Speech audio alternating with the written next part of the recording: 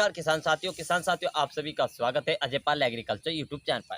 किसान साथियों आज का जो हमारा टॉपिक रहेगा कि धान की फसल पीली पड़ रही है और हमारी फसल ज़्यादा कमज़ोर हो गई है, उसमें कोई ग्रोथ नहीं हो पाई, अच्छे से टिलिंग नहीं हो पाई। तो आखिर में ये फसल हमारी कमज़ोर क्यों रह गई और उसमें पीलापन कैसे आया, कौन सी पोषक तत्व की कमी से आया, इसके लिए हम इस वीडियो के अंदर सहरा हाल आपको इस वीडियो में बताएंगे। तो किसान साथियों कमेंट करके जरूर बताएं कि आप यह वीडियो कौन से राज्य से देख रहे हैं, ताकि हमें पता चल सके कि हमारी वीडियो कौन कौन से राज्य तक पहुंचती है और हम आपके लिए बेहतरीन से बेहतरीन वीडियो और भी आपके राज्य के हिसाब से बता सकें। तो किसान साथियों जैसे आप सभी को पता है कि धान की फसल इस समय चल रही है और बेहतरीन तौर पर चल रही है। बहुत से किसान साथियों की जो धान की फसल है वो कमजोर हो गई है, पीलापन आ गया है, किसी कारण उसमें टिल्लिंग की संख्या भी नहीं बन पाई और आपकी फसल लगभग 30 से 35 या 40 दिन की है। तो उस समय हमें ऐसा क्या करना चाहिए, ऐसे कौन से फर्टिलाइजर, कौन से खादों का प्रयोग करना चाहिए जिससे हमारी धान की फसल में कोई भी जैसे पीलापन है वो भी दूर हो जाए, टिल्लिंग की संख्या भी बन जाए, जो हमारी फसल कमज़ोर है वो भी कमज़ोर दूरी हो जाए। तो इसलिए आपको अपनी मार्केट में जाना है। मार्केट से किसान साथियों बहुत सस्ते खादों के बारे में हम बताने वाले हैं,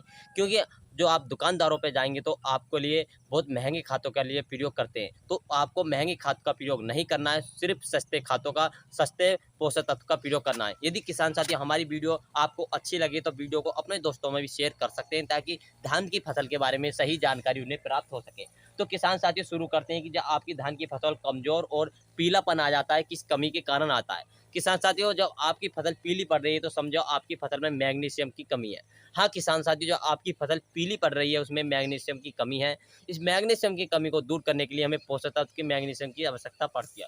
तो इस समय किसान साथियों जो आपकी धान की फसल पीली पड़ रही है तो उस समय मैग्नीशियम की मात्रा कुछ देनी चाहिए, पोषक तत्व की आवश्यकता होती है, क्योंकि पौधे के लिए पोषक तत्व की बहुत ज़्यादा जरूरत होती है, जिसमें प्रकाश संश्लेषण हो सके, क्लोरोफिल की मात्रा सही तरह से चल सके, पत्तियों का विकास अच्छे से हो सके। तो इसलिए हमें धान की फसल पीली पड़ जाती है और कहीं कहीं देखा जाता है कि पत्तियां के किनारों पे किनारी पर बन जाती है उसमें, क्योंकि उसमें धारी बन जाती है, किनोर जो हो जाती है, ज़्यादा नकुली हो जाती है। तो इस समय किसान साथियों जो कभी कभी जिंक की कमी से भी नकुली हो जाती है। तो इस समय जो हमारी धान की फसल पीली पड़ रही है तो उस समय हमें धान की फसल के लिए मैग्नीशियम की आवश्यकता पड़ती है। बात करते हैं मैग्नीशियम की कितनी आवश्यकता पड़ती है, कि मैग्नीशियम सल्फेट की कितनी आवश्यकता पड़ती है। 1 एकड़ के लिए किसान साथियों जो आपकी धान की फसल ज़्यादा पीली पड़ रही है, उसमें ग्रोथ नहीं हो पाई, अच्छे से टिल्लिंग नहीं हो पाई, तो आपको 1 एकड़ के लिए सिर्फ कितनी मैग्नीशियम की आवश्यकता पड़ती है। तो 1 एकड़ के लिए किसान साथियों जो आपको मैग्नीशियम की आवश्यकता पड़ेगी, 1 एकड़ के लिए आपको यदि ज़्यादा पीली है तो आप 10 किलोग्राम ले सकते हैं, यदि कम पीली है तो 5 किलोग्राम प्रति एकड़ के हिसाब से ले सकते हैं।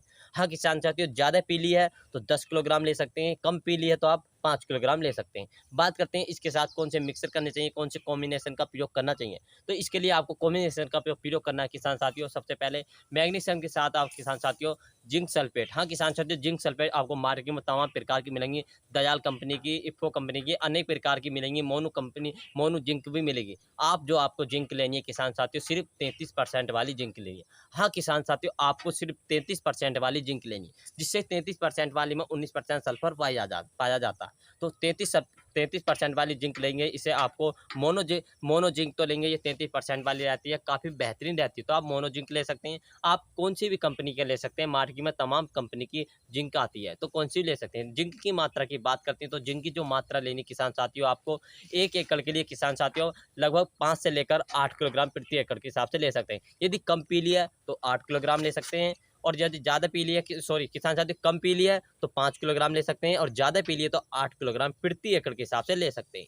किसान साथियों इसी के साथ हमें जो मिक्सचर करना है, क्या करना है, तो किसान साथियों आपको सबसे पहले मैग्नीशियम सल्फेट लेना है, इसके साथ जिंक 33 सल्फेट वाली लेनी है किसान साथियों, 33% वाली काफ़ी अच्छी बेहतरीन रहती है। इसी के साथ आपको यानी कि फेरस सल्फेट लेना। हाँ किसान साथियों फेरस सल्फेट हमारी धान के लिए काफ़ी अच्छा बेहतरीन रहता है, तो आप ले सकते हैं। जो हमारी फसल लगती है किसान साथियों 18 से लेकर 40 दिन के बीच की आवश्यकता होती है। ये इस समय यदि हम इन खातों का कॉम्बिनेशन बना कर देते हैं तो काफ़ी बेहतरीन रहेगा, पीलापन तो दूर हो जाएगा, इसमें टिल्लिंग की संख्या भी बढ़ने लगेगी, और साथ में किसान साथियों इसका जड़ों का विकास काफ़ी अच्छा रहेगा, इसका जड़ का फैलाव अच्छा रहेगा, आगे चल के तना काफ़ी मोटा हो जाएगा, जिससे हमारी फसल गिरेगी नहीं। तो किसान साथियों आप फेरस सल्फेट ले सकते हैं। फेरस सल्फेट की मात्रा की बात करें तो 7 किलोग्राम प्रति एकड़ के हिसाब से फेरस सल्फेट की मात्रा ले सकते हैं।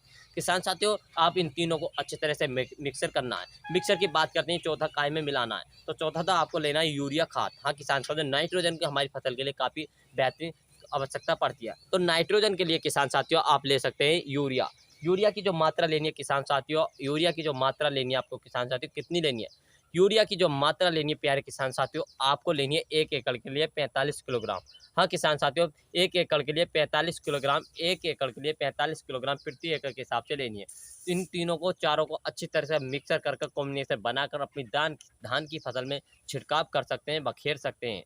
याद रहे, जो आप जब छिड़काव करें, बखेरें अपनी धान की फसल में, पानी की जो देना है आपको, पानी किसान साथियों लगाना है, पानी इतना लगाना है कि दूसरे के, यानी कि पानी आपको मेड़ से 5 या 4 इंच नीचे रखना है, मेड़ से ऊपर नहीं निकले, जिससे हमारी दवाइयाँ बहकर नहीं दूसरे के खेतों में नहीं जाए। तो आपको इस तरह से लगाना है किसान साथियों। सबसे पहले आपको मैग्नीशियम सल्फेट लेना है, जिससे आपकी फसल पीली नहीं पड़ेगी, अच्छी ग्रोथ हो पाएगी। और किसान साथियों, इसके साथ जिंक सल्फेट लेना है। जिंक सल्फेट के लिए किसान साथियों आप ले सकते हैं, जिंक सल्फेट ले सकते हैं, फेरस सल्फेट ले सकते हैं, यूरिया ले सकते हैं।